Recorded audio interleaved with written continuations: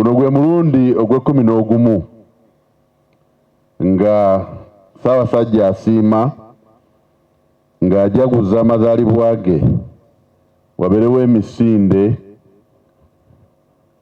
nga tujjukira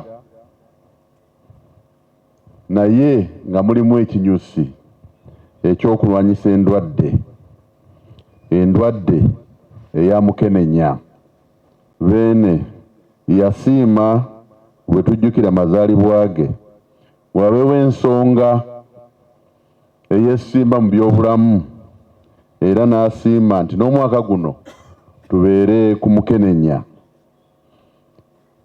Ensonga esooka kiyamba nnyo ekintu ky'obulwadde obwa mukenenya obuteerabirwa obutava mu ddiiro, abantu okusigala nga bakimanyi nti mukenenya gy'ali akwata era atuwa ebisoomoozo.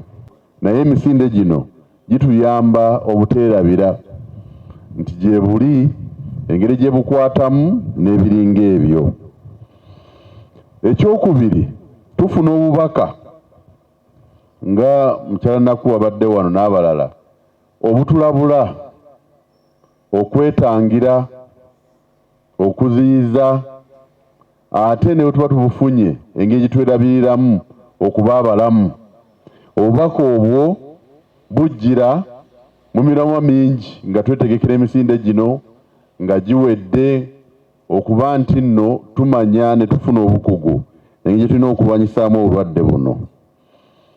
Ekyokusatu kyekyabasajja nze ne Hajji ow'Emmanga Abbe n'abalala okumanya nti ffe abasinga oba ffe abasoomooza oba ffe abatandiikiriza embeera etambuza akawuka kano. Ssaabasajja atukubiza tubeere abasaale bwe tuba tukola enteekateeka z'okwaŋŋanga okwenyigira mu mbeera yonna etambuza akawuka kano. Tubeere beegendereza, tutebuke embeera yonna esobola okulwaza omwana ow'obuwala. Emiramwa egyo esatu tukyagiriko nnyo